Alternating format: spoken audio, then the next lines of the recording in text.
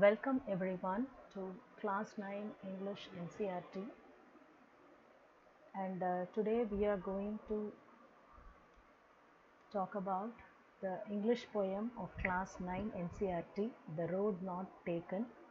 This poem is written by Robert Frost, and we can find a detailed summary of this in your textbook. The poem, two roads diverge in the yellow wood, and sorry I could not travel both, and we one traveller long I stood, and looked down one as far as I could, to where it bent in the undergrowth, then took the other as just as fair, and having perhaps the better claim, because it was grassy and wanted beer. Though as for the passing there had warned them really about the same, and both that morning equally lay, and the leaves no step had trodden black. Oh, I kept the first for another day, yet knowing how way leads on to way. I doubted if I should ever come back. I shall be telling this with a sigh, somewhere ages and ages hence.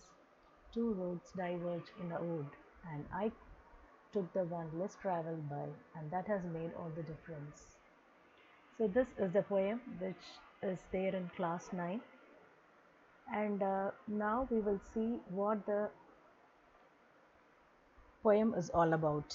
This is written by Robert Frost, as we all know, and it is said that this poem was told to him, he wrote as a joke for a friend whose name is Edward Thomas.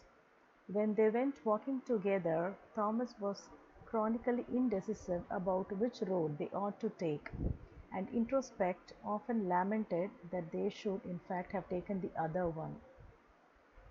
So they mean to say that he was casually walking with his friend Edward Thomas, and they took a path impulsively, and then along the way they realized that it was not the right one, and they realized they should have taken the other one.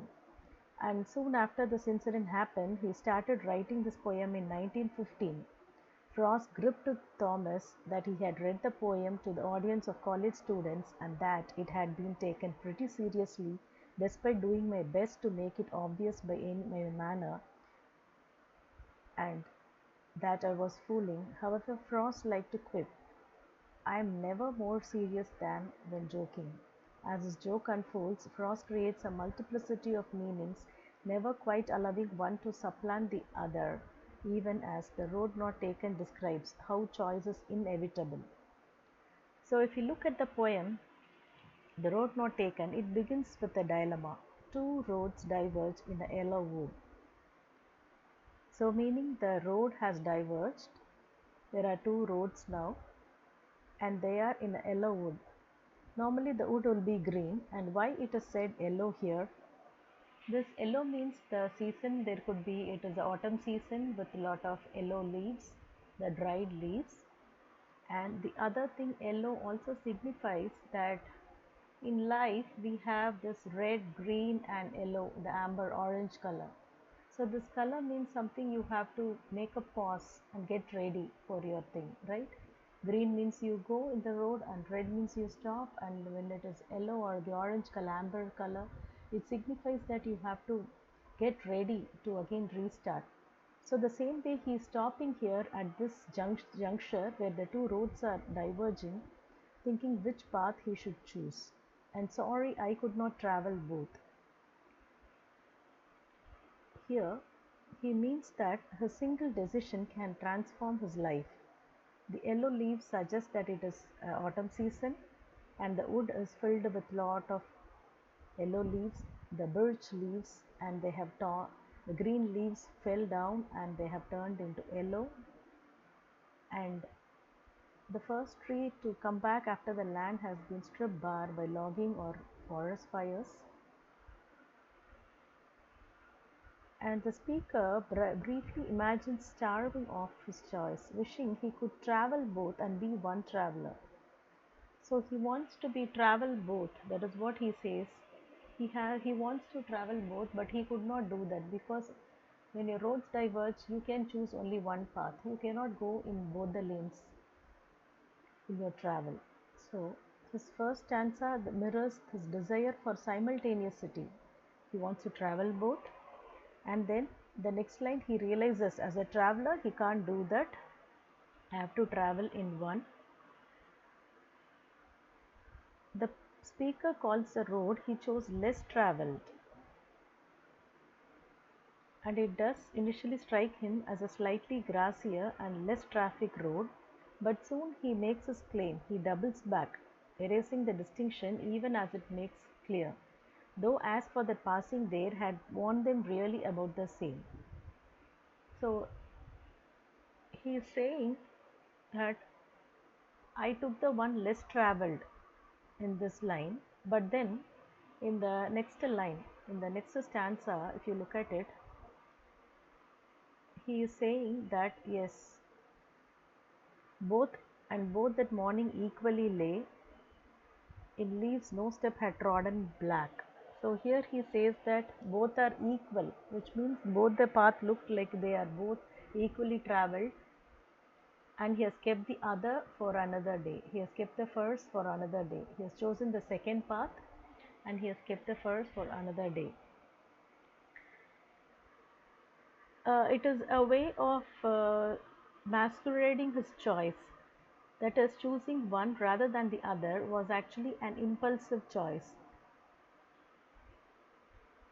But the poet turns his irrationality as something into an intentional decision here. Having made his choice, the speaker declares, "Oh, I kept the first for another day." Here, as a matter of fact, he is focusing on his straightforward descriptions and avoiding the figurative language. This line initiates a change as the speaker shifts from depiction to contemplation. The language becomes more dramatic and old-fashioned. As the tone becomes increasingly dramatic, it also turns playful and whimsical. "Oh, I kept the first for another day." It sounds like something he is making. He's telling that his choice is not terribly important and he can choose whatever he wants, and he assumes that he will enjoy that day with walking on that path, and he might take the other one on some other day. I save the first for another day. It means he can anyways take the other choice also. And I doubted if I should ever come back. When he finishes the end of the line like that, it is he is telling his doubtful nature that if he can ever return.